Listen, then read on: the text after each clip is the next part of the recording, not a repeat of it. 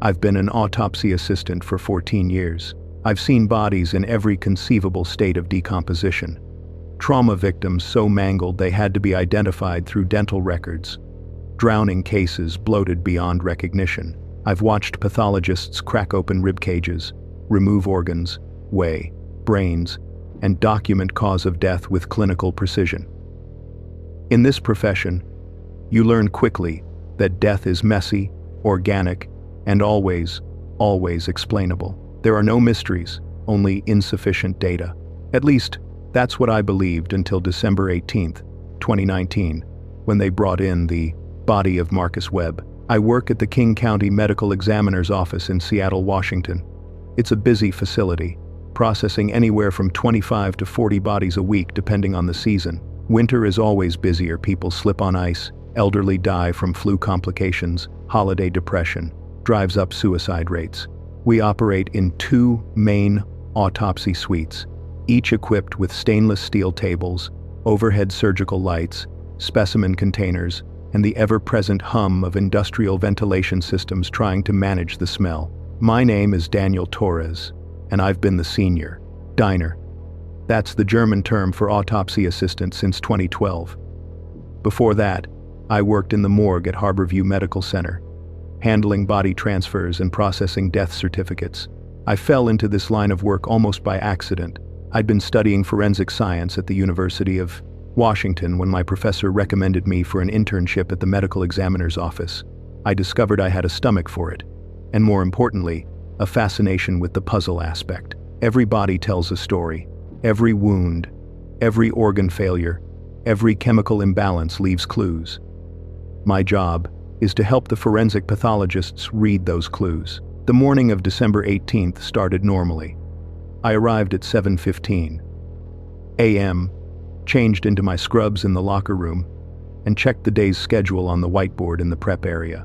We had 6 cases lined up, 2 natural deaths pending, confirmation, 1 suspected overdose, 1 motor vehicle accident, 1 gunshot wound, and 1 case flagged as suspicious circumstances, possible exposure, hypothermia. That last one was Marcus Webb. Dr. Sarah Chen was the pathologist assigned to the Webb case. I'd worked with her for 5 years, and she was one of the best forensic pathologists in the state, methodical, thorough, and skeptical of easy answers. She'd trained at the Armed Forces Medical Examiner System and had testified in dozens of high-profile cases. If anyone could figure out an unusual death, it was Dr. Chen. I prepped the autopsy suite, laying out instruments on the sterile tray. Scalpels, rib cutters, scissors, forceps, specimen jars, swabs, evidence bags. The body hadn't arrived yet, so I ran through my checklist, making sure the scale was calibrated, the digital recorder was working, the specimen, refrigeration was at proper temperature. Everything had to be precise. Chain of custody, evidence, integrity, documentation. These weren't just procedures. They were the difference between justice and chaos. Marcus Webb's body arrived at 8:42 a.m. via the county coroner's van. The transport technician, a guy named Ray Hoffman who I'd known for years, wheeled the black body bag on a gurney into our loading bay. "Morning, Danny," he said, signing the transfer log. "Got a weird one for you." "They're all weird, Ray. What makes this one special?" He hesitated, which wasn't like him. Ray had been transporting bodies for 2 decades. Nothing rattled him. Found him in Discovery Park, up on the bluffs overlooking Puget Sound. Early morning joggers saw him sitting on a bench, thought he was just watching the sunrise. Took her 20 minutes to realize he wasn't moving. By the time EMTs got there, he was dead. Rigor mortis had already set in. Exposure? That's the thing. Ray lowered his voice, though we were the only ones in the bay. It was 43 degrees this morning. Cold, sure, but not freezing. Guy was dressed in jeans, a hoodie, sneakers, normal clothes for a December morning in Seattle. No signs of trauma, no obvious cause. But here's what gets me. He glanced at the body bag. When they tried to move him off the bench, his clothes smoked. I stopped writing in the log. Smoked? Like steam? No, like smoke. little wisps coming off the fabric. And the EMTs said the body was hot to the touch. Not warm hot, like he had a fever of 110, 115 degrees. One of them said it was the strangest thing he'd felt in 15 years on the job. Bodies don't stay hot. That's basic physiology. After death, body temperature drops at a predictable rate, roughly 1.5 degrees Fahrenheit per hour under average conditions. This process, called algor mortis, is one of the ways we estimate time of death. A body that's been dead long enough to enter rigor mortis should definitely be cool, if not cold, especially outdoors in December. Did they take a liver temp? I asked. Tried to. The EMTs said their thermometer malfunctioned, gave a reading of 127 degrees, which they figured was impossible, so they assumed it was broken. Dr. Chen arrived while Ray and I were transferring Marcus Webb's body from the transport bag to one of our refrigerated storage drawers. She was in her mid-40s, with short black hair streaked with gray, wire-rimmed glasses, and the permanent expression of someone perpetually solving a problem. "Daniel," she said by way of greeting. "What do we know about this one?" I briefed her on what Ray had told me. She frowned. 127 degrees. That would cause protein denaturation, brain damage, seizures. You'd see signs of hyperthermia in the tissues. She pulled on her gloves. "Let's take a look before we refrigerate him." We unzipped the body bag fully. Marcus Webb was a black man, mid-30s, approximately 180 pounds, athletic build. His eyes were closed, facial features peaceful. No obvious signs of trauma, no lividity patterns suggesting he'd been moved post-mortem. No defensive wounds on his hands. He was wearing a gray hoodie, blue jeans, and Nike running shoes. Everything looked completely normal, except for one detail that made both Dr. Chen and me stop. The fabric of his clothing showed signs of heat damage. Not burns exactly, but discoloration, the kind you might see if you left a cotton shirt too close to a space heater. The edges of his sleeves had faint brown scorching. The synthetic material of his hoodie had started to melt in spots, creating tiny, hardened droplets along the zipper. Dr. Chen leaned in closer, examining the damage with a penlight. "This is consistent with exposure to temperatures exceeding 300 degrees Fahrenheit," she said quietly. "But the skin underneath appears undamaged." She lifted his hand. His palm was calloused but intact. No burns, no reddening. Nothing. I felt the first whisper of unease, the kind you get when something doesn't fit the pattern. "Then why is his skin fine?" Dr. Chen placed his hand back down gently. "And why would he sit on a park bench afterward instead of seeking medical attention?" She straightened up. "Let's get a core temperature reading before we store him. I want to see if that EMT reading was an equipment malfunction or something else." We use a chemical thermometer for post-mortem core temperature readings, a probe inserted through a small incision into the liver, the organ that retains heat longest after death. Dr. Chen made the cut, a precise insertion just below the rib cage, and slid the probe in. We waited for the digital readout. The number that appeared made no sense. 119.4 degrees Fahrenheit. "That's impossible," I said.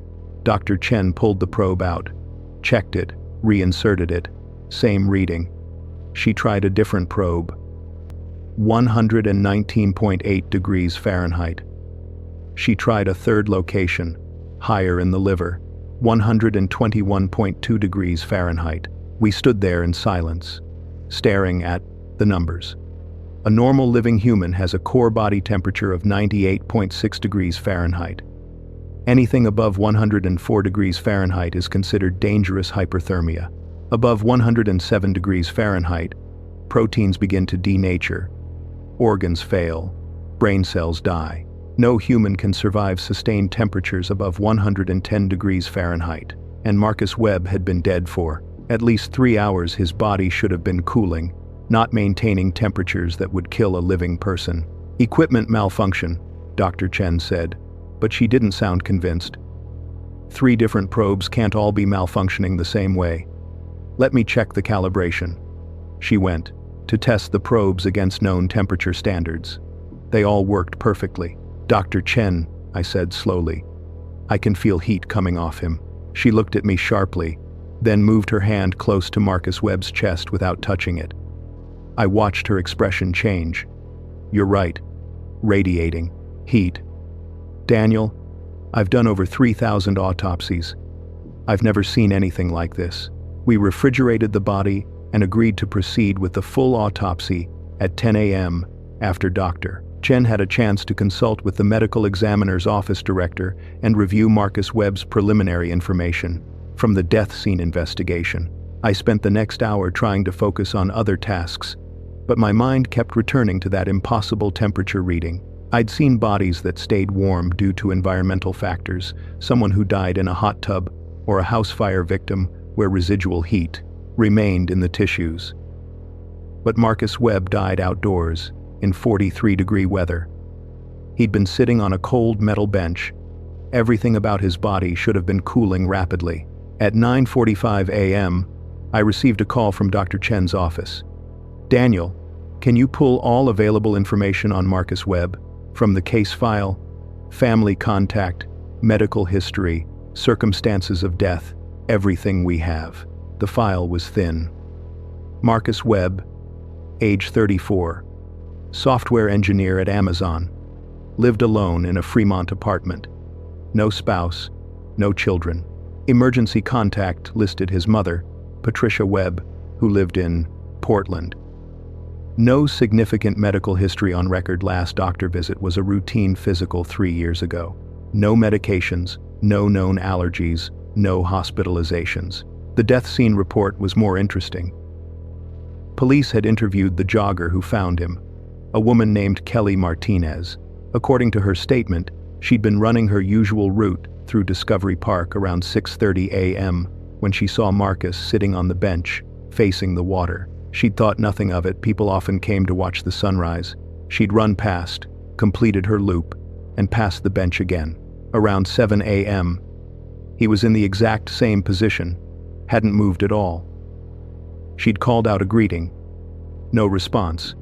She'd approached and realized he was dead. She'd immediately called 911. In her statement, she mentioned something I found odd. There was a smell, not like death, but like burned hair or hot metal, something chemical. I thought maybe someone had been welding nearby, but there's no construction in that area. EMTs arrived at 7:14 a.m. They confirmed death, noted the unusual heat of the body, and called for the medical examiner. Police secured the scene and interviewed park employees. No one had seen Marcus Webb arrive. No one had seen him alive on that bench. Surveillance cameras at the park entrance didn't show anyone matching his description entering between 5 a.m. and 7 a.m. It was as if he'd simply appeared on that bench, already dead, radiating impossible heat. At 10 a.m., Dr. Chen and I began the autopsy. Present in the suite were Dr. Chen, myself, and Dr. James Park, the deputy medical examiner who'd asked to observe due to the unusual circumstances. We followed standard procedure: external examination, photography, documentation of identifying features, and any trauma. External examination revealed no injuries, no contusions, no abrasions, no puncture wounds, no signs of strangulation. His fingernails were clean, no defensive wounds. His eyes showed no petechiae, the tiny burst blood vessels that indicate suffocation or strangulation. Lividity patterns were consistent with him having died in a seated position. Rigor mortis was fully developed, suggesting time of death between 4 and 6 a.m. The only external abnormality was his temperature. Even after 2 hours in refrigeration, his body was still noticeably warm. I measured surface temperature with an infrared thermometer, 94 degrees Fahrenheit. His core temperature, when we checked again, was 109 degrees Fahrenheit. Bodies don't work this way. Cooling is passive, governed by thermodynamics. Heat dissipates to the environment. There's no mechanism to maintain or generate heat after death. The heart stops pumping, circulation ceases, metabolic processes end. A dead body is just cooling meat. Except Marcus Webb's body wasn't following the rules. Dr. Chen made the Y incision, the standard cut from each shoulder to the sternum, then down to the pubic bone. The chest cavity opened. Internal. Organs should be cool to the touch, maybe even cold after refrigeration. They weren't. Steam, actual visible steam, rose from the body cavity. Jesus Christ, Dr. Park muttered. Dr. Chen's hands hesitated for just a moment. Then her professional training took over. Daniel, document this. Video and still photography. I want every angle recorded. I grabbed the camera, my hands not entirely steady, and began photographing. The steam dissipated quickly, but the heat remained. Dr. Chen examined the lungs pink, healthy, no fluid, no signs of disease. The heart appeared normal, no obvious pathology. She removed it, weighed it. 410 grams, perfectly average for a man of Marcus Webb's size and age. She sectioned it, looking for signs of infarction, disease, structural abnormalities. Nothing. The liver was next. As she lifted it out, I noticed something that made my stomach drop. Edges of the organ were darker than they should be, almost as if they'd been cooked. Dr. Chen, I said quietly. She saw it too. The outer surface of the liver showed signs of thermal damage. Not severe, nothing like what you'd see in a burn victim, but enough to be visible. The protein structure had changed color, the way meat does when exposed to heat. Internal temperature of the liver at time of removal, 103 degrees Fahrenheit. We continued the autopsy in increasing silence. Every organ we examined showed the same pattern. Heart, lungs, kidneys, spleen, all functioning normally until death, but all showing subtle signs of having been heated from the inside. The brain, when we removed it, was 99 degrees Fahrenheit. Still above body temperature, still generating or retaining heat 6 hours after death. Dr. Chen worked methodically, taking samples of every organ for toxicology and histology. She drew blood, vitreous humor from the eyes, urine, bile. She swabbed for poisons, drugs, chemical exposure. She examined the gastrointestinal tract for signs of ingested toxins. She looked for anything at all that would explain what we were seeing. We found nothing. Marcus Webb had been a healthy 3-4-year-old man with no diseases, no injuries, no toxins in his system. He'd simply died, and his body had decided to violate the laws of thermodynamics while doing so. The autopsy took 4 hours. By the end, Dr. Chen looked exhausted.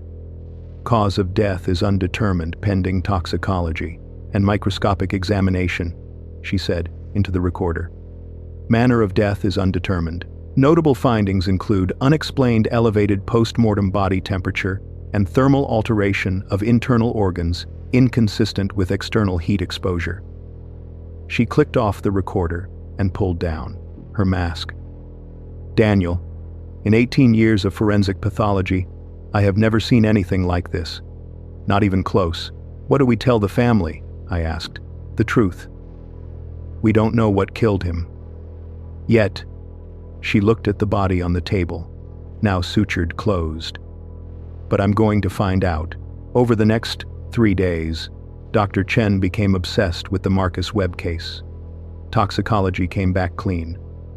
No drugs, no alcohol, no carbon monoxide, no heavy metals, no industrial chemicals. Histology showed normal tissue architecture with one exception. All organs showed signs of thermal stress at the cellular level. The proteins had partially denatured, consistent with exposure to temperatures around 110 to 115 degrees Fahrenheit, but there was no source for that heat.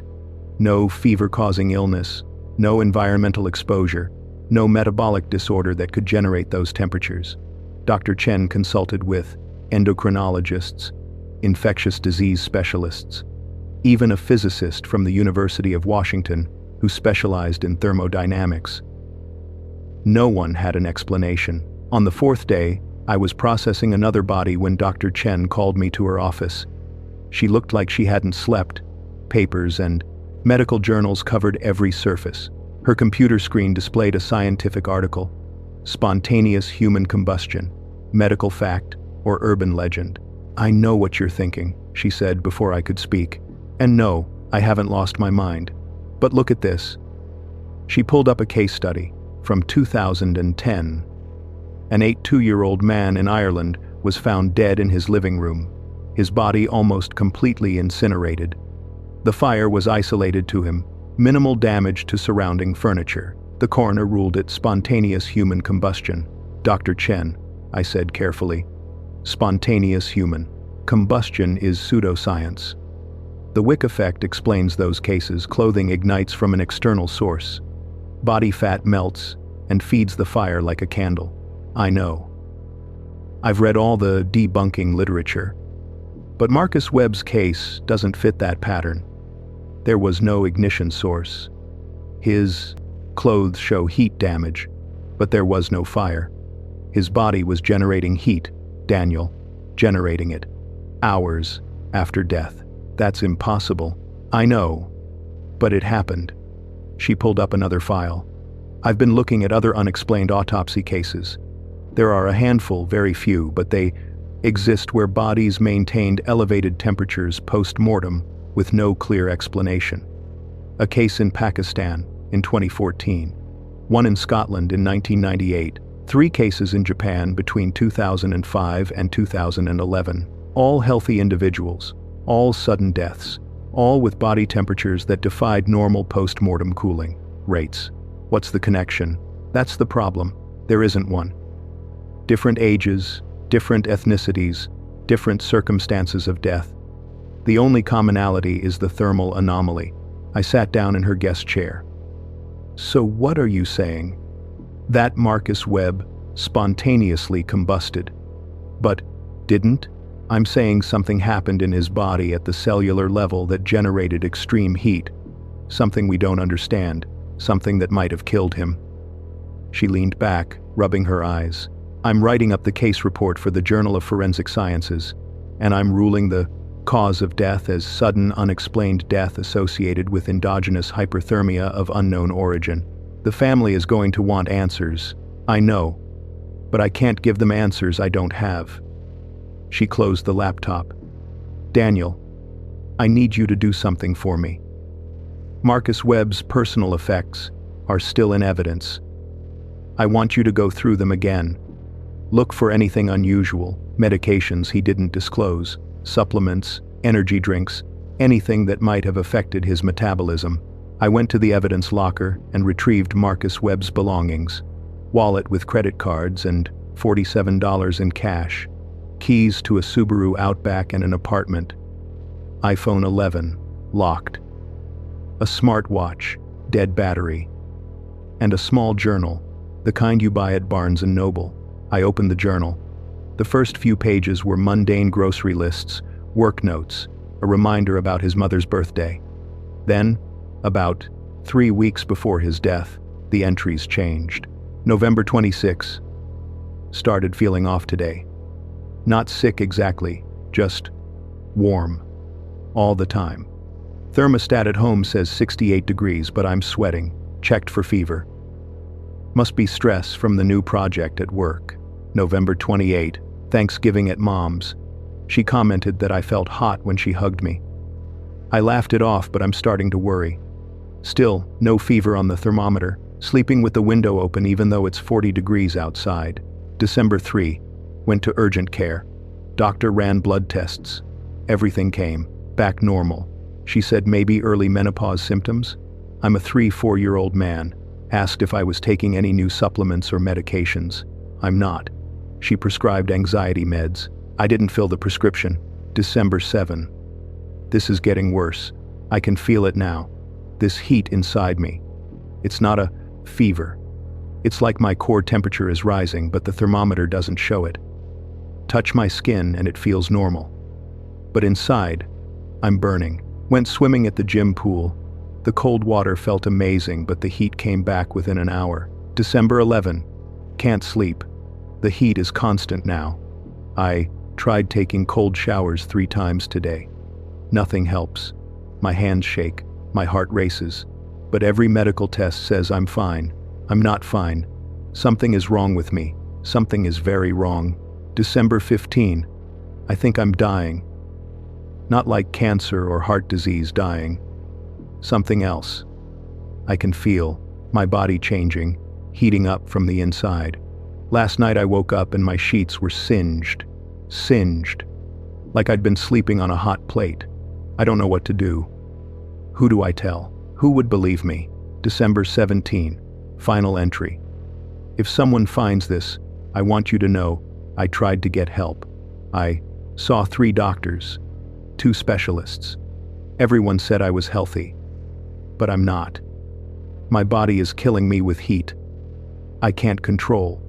Heat that doesn't show up on any test. Tonight I'm going to Discovery Park to watch the sunrise. If this is my last day, I want to spend it somewhere beautiful. If I don't, make it home. Tell my mom I love her. Tell her this wasn't her fault. Something happened to me that science doesn't understand yet. Maybe someday it will. The journal ended there. The handwriting in the last entry was shaky, rushed. I photographed every page and brought it directly to Dr. Chen. She read it in silence, her face growing paler with each entry. When she finished, she set it down carefully, as if it were fragile. He knew, she said quietly. He knew he was dying and he couldn't get anyone to believe him. This doesn't explain what caused it, I said. But it confirms the heat was there before he died, building up over weeks. Endogenous hyperthermia. Dr. Chen pulled up her notes. Heat generated from within, not from external sources. But what could cause that? Mitochondrial dysfunction? Some kind of cellular breakdown that released energy as heat instead of properly metabolizing it. Could it be genetic? She grabbed her phone and dialed. I heard her speaking with someone from the genetics lab at the University of Washington. After 10 minutes of intense conversation, she hung up and turned to me. They're willing to run a full genetic panel if we can get consent from next of kin. But they said there's no known genetic disorder that causes spontaneous endogenous hyperthermia in adults. Not one. Patricia Webb, Marcus's mother, drove up from Portland the next day. She was a small woman in her early 60s, with Marcus's same gentle eyes now, swollen from crying. Dr. Chen and I met with her in the family consultation room, a space we'd deliberately made as unclinical as possible, with comfortable chairs and soft lighting. Mrs. Webb, Dr. Chen began gently.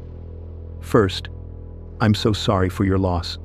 I want you to know we've done everything possible to determine what happened to Marcus. Do you know what killed him? Her voice was hoarse. No, I don't. And I need to be honest with you about that. Your son died of a condition we've never encountered before. His body was generating heat, extreme heat from the inside. We don't know why. We don't know what caused it. But Marcus knew something was wrong. He documented it. Dr. Chen handed her a copy of the journal entries, the original now in evidence. Patricia read them with shaking hands, tears falling on the pages. He called me, she whispered. December 10th, he said he wasn't feeling well, asked if anyone in our family had ever had any strange medical conditions.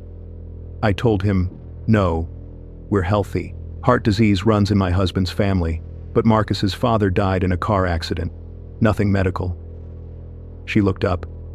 Why didn't he tell me how bad it was? Because everyone told him he was fine, I said quietly. Every test, every doctor. The numbers didn't show what he was feeling. Mrs. Webb, Dr. Chen continued, we'd like to run some additional genetic tests on Marcus's tissue samples. With your permission. It won't change what happened, but it might help us understand it. And if there's any chance this could be hereditary, do whatever you need to do, Patricia said immediately. If this could happen to someone else, if understanding what happened to Marcus could save someone. She couldn't finish the sentence. We conducted the genetic testing. It took 3 weeks for results. When they came back, Dr. Chen called me into her office again. She looked shaken. They found something, she said. A mutation. a single nucleotide polymorphism in Marcus's mitochondrial DNA. It's not documented in any database. It's unique to him. What does it do? The geneticists think, and this is speculative, that it caused his mitochondria to malfunction.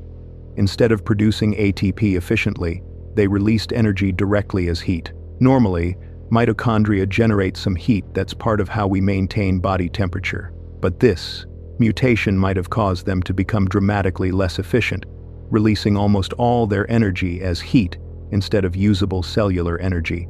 So his cells were essentially burning fuel without producing power? Exactly. And as more cells broke down from the stress, more mitochondria malfunctioned, generating more heat. A cascade effect. His body literally cooked itself from the inside. I felt sick. Could this happen to someone else?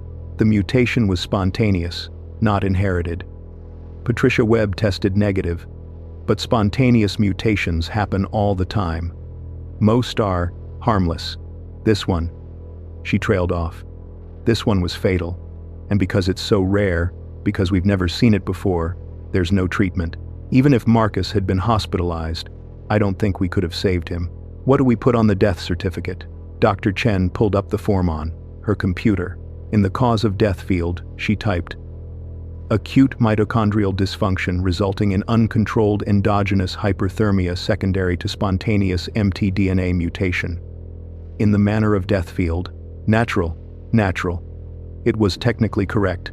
Marcus Webb's body had killed him through a biological process, not through accident, suicide, homicide, or undetermined circumstances. But calling it natural felt wrong. There was nothing natural about dying at 34 because your cells forgot how to properly convert energy, because your body became a furnace that burned you alive from within.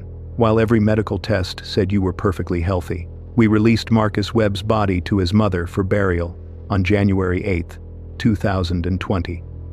I helped prepare him for the funeral home, the final service I could offer. His body temperature was finally, truly normal. The heat that had sustained impossibly for days after death had finally dissipated, leaving behind only the cold of the deceased. At the memorial service, which I attended at Patricia Webb's invitation, I learned more about Marcus. He'd been a kind man, generous with his time, active in community outreach programs. He'd mentored teenagers interested in computer science. He'd been planning to propose to his girlfriend before he got sick. He'd had so much life ahead of him. The girlfriend, Elena Rodriguez, approached me after the service. "You're the man from the medical examiner's office," she said. "Patricia told me you tried to help figure out what happened. I'm so sorry we couldn't save him. He stopped calling me the week before he died," she said, tears streaming. "I thought he was pulling away, maybe losing interest. Now I know he was protecting me. He didn't want me to watch him die of something nobody understood." She pulled out her phone and showed me a text from Marcus, dated December 15th. "Whatever happens, that's the most real thing in my life. You are the best part of me." I couldn't speak. What do you say to someone whose last memory of their love is a cryptic goodbye they didn't understand until it was too late? Marcus Webb's case was published in the Journal of Forensic Sciences in April 2020 under the title Spontaneous Mitochondrial Dysfunction, presenting as Fatal Endogenous Hyperthermia, a case report. Dr. Chen's paper detailed everything: the autopsy findings, the genetic testing, the timeline of symptoms Marcus had documented. It concluded with a warning. Spontaneous mtDNA mutations are rare but possible. If patients present with subjective feelings of internal heat that aren't reflected in temperature readings, don't dismiss it. Order genetic testing. Look deeper.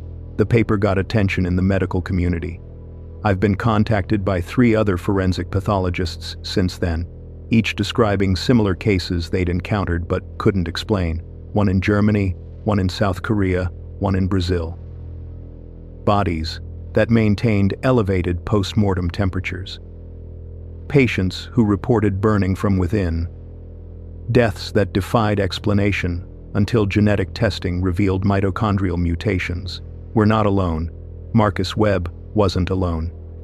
This nightmare exists, rare but real. I think about him often. About those journal entries, the growing desperation in his handwriting as he tried to convince people that something was killing him. About the doctors who ran standard tests, saw normal results, and sent him home.